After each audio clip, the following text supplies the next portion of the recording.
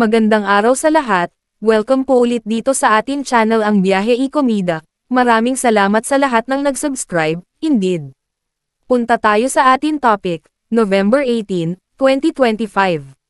Shuvi Etrata mas palaban dahil sa bashers, bakit ako susuko ang ingay nyo? Sa gitna ng mga pangnanega ng ilang bashers at haters, nananatiling matapang at matatag ang Kapuso TV host actors na si Shuvi Etrata. Matinding pambabash ang natikman ng former, Pinoy Big Brother Celebrity Collab Edition, housemate mula sa mga netizen dahil sa pagtatanggol at pagkampi niya noon kay dating Pangulong Rodrigo Duterte.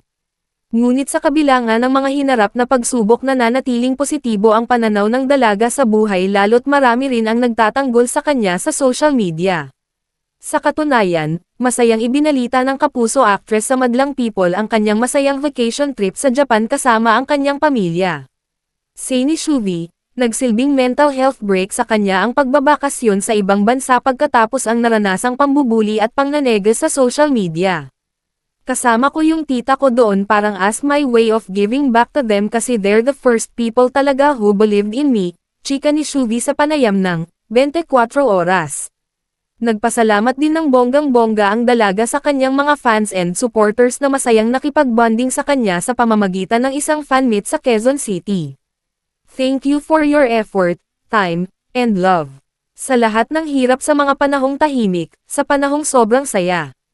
There were times na gusto ko na sumuko or I doubted myself, say ng aktres. Kasunod nito, humirit pa si Shuvi ng, bakit ako susuko ang ingay nyo? Nakasama rin ni Shuvi sa naturang fan meet ang kanyang mga magulang na sina Michael at Jorina Etrata, na super proud sa mga achievement ng kanilang panganay na anak.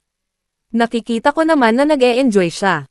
Sinasabi ko sa kanya na anak alagaan mo lang yung sarili mo saka mahalin niya lang yung trabaho niya, ani din ng Jorina. In fairness naman kay Shuvi, sa kabila ng mga kinasasangkotang kontrobersya, patuloy pa rin ang pagdating ng blessing sa kanyang career na ipinagpapasalamat din niya sa PBB Celebrity Collab Edition. Kabilang na nga riyan ang upcoming horror film niyang, Huwag Kang Titingin, kung saan makakasama niya sina Sofia Pablo, Alan Ansay, Marco Massa, Michael Sager, Sean Lucas, Josh Ford, Kira Balinger, Charlie Fleming, at ang kanyang persistent suitor na si Anthony Constantino. Kasama ko rin yung tita ko doon, si Tita Mia, parang as my way of giving back to them kasi they're the first people talaga who believed in me. You poured your effort, your time, your love sa lahat ng hirap, sa mga panahong tahimik, sa mga panahong sobrang saya. There were times na gusto ko na sumuko or I doubted myself. Diba sila? Bakit ako susuko ang ingay nyo? E-follow ang Instagram ni Shuvi, i-click ang mga link sa description box. At yan ang ating latest showbiz chika update for today, huwag kalimutan mag-subscribe, click the notification bell for more showbiz chika updates, like and share the video at suportahan po ang ating Facebook page. Maraming salamat sa lahat ng nag-subscribe indeed.